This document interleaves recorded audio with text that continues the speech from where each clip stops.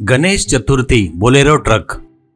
रमेश बहुत बुद्धिमान था। वो 10वीं कक्षा कंप्लीट करके आगे की पढ़ाई के लिए एडमिशन करने का इंतजार कर रहा था। पिताजी नीरज अपने लड़के को कैसे भी करके अच्छे कॉलेज में बहुत पढ़ाने की इच्छा थी, पर आर्थिक परिस्थिति ठीक नहीं रहने से छोटे कॉलेज में एडमिशन कराएंगे करके सोचते हैं।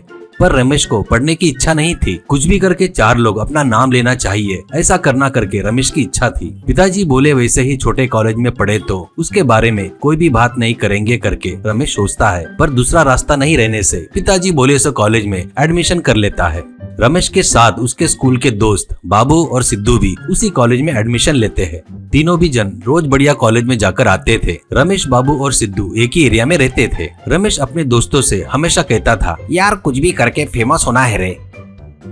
रमेश के पिताजी नीरज रामनगर में ट्रांसपोर्ट ऑफिस चलाते रहते हैं। उनके पास कुछ बोलेरो रहते हैं। उनसे कमाए सो पैसों से परिवार चला रहा था। रमेश अकेला लड़का रहने से उसको बड़े लाड़ प्यार से पालते हैं। रमेश जो भी मांगता था उसको वो देते थे। ऐसे ही रहते हुए उस साल गणेश चतुर्थी आती है और रमेश अपने दोस्तों से, ए सुनो रे, अपन अपने एरिया में मुंबई में बिठाते हैं ना, वैसे बड़ा गणपति बापा की मूर्ति बिठाएंगे रे। अभी तक किसी ने भी नहीं बिठाए, अपन बिठाए तो सभी लोग अपने पास ही आएंगे, ऐसे कहता है। तो बाबू और सिद्धू ठीक है बोलते हैं, पर पैसे कहाँ से आएंगे पूछते हैं। तो वो, मैं अपने पिताजी से मांग कर कुछ लाऊंगा, तुम लोग भी अपने पिताजी से मांगो, बाकी का हम लोग चंदा वसूल करेंगे करके बताता है। सभी लोग ठीक है बोलकर चंदा वसूल करने के लिए डब्बा तैयार करते हैं। रमेश अपने पिताजी के पास जाकर ये बात बताकर पैसे मांगता है तो नीरज अपने बच्चे पर बहुत प्यार रहने से बगैर कुछ सोचे पैसे देता है।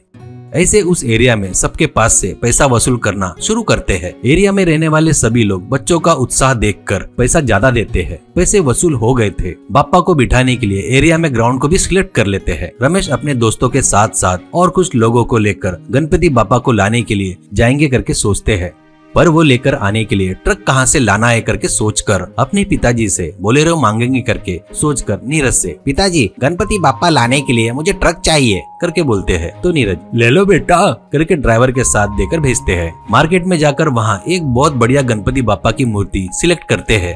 बोलेरो से बड़े गाजे बाजे के साथ लेकर आते हैं। रमेश बोलेरो के टॉप के ऊपर बैठकर एरिया में आते ही गणपति बापा मोरिया, गणपति बापा मोरिया करके चिल्लाना शुरू करता है। वो आवाज सुनकर घर के अंदर बैठे सभी लोग बाहर आते हैं और देखते हैं।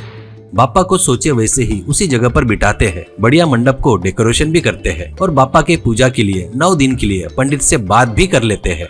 पूजा का सामान भी मंगवाते हैं। बैनर और फ्लेक्सी पर रमेश एंड फ्रेंड्स करके लिखवाते हैं। वो तैयारी देखकर कॉलोनी के एरिया के लोग बहुत खुश होते हैं। त्योहार का दिन आता है। सभी लोग सुबह उठकर तैयार होकर नए कपड़े पहनकर बापा के मंडप में आते हैं। पंडित जी भी आते हैं। पूजा बहुत बढ़िया करते हैं। गणपति बापा के हाथों में 5 किलो का लड्डू भी रखते हैं। गणपति बापा की कथा पढ़कर सुनाते हैं। पंडित जी की कथा पूरी होने के बाद सभी लोग अक्षता हाथ में लेकर चढ़ा रहे थे। रात में अब चांद को भी हिम्मत से देख सकते हैं करके सब लोग हंसते हैं। गणपति बापा के नवरात्रि में 9 दिन कार्यक्रम भी रखते हैं रमेश एंड फ्रेंड्स।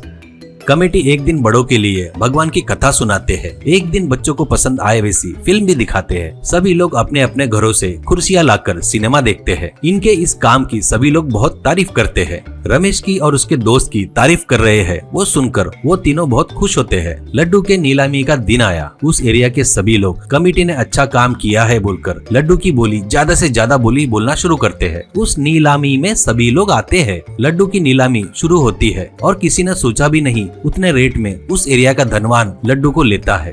तुरंत उस लड्डू को सब में बांटकर कहता है, बच्चों का प्रोत्साहन करो, मैं भी इसलिए बोली ज्यादा लगाया हूँ, शाबाश रमेश एंड गैंग कहकर अभिनंदन करता है। रमेश बहुत खुश होता है।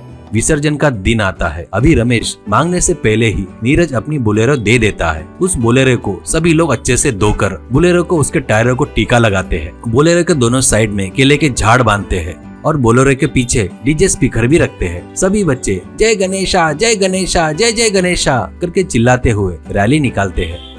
डीजे में गाने शुरू होते हैं। गणपति बापा मोरिया करके चिल्लाते हुए सभी लोग खुशी से डांस करते हुए बापा का गांव के तालाब में पूरे भक्ति भाव से विसर्जन करते हैं। रमेश एंड गैंग बहुत खुश होते हैं। उस तरह उस गांव में रमेश बहुत फेमस हो जाता है।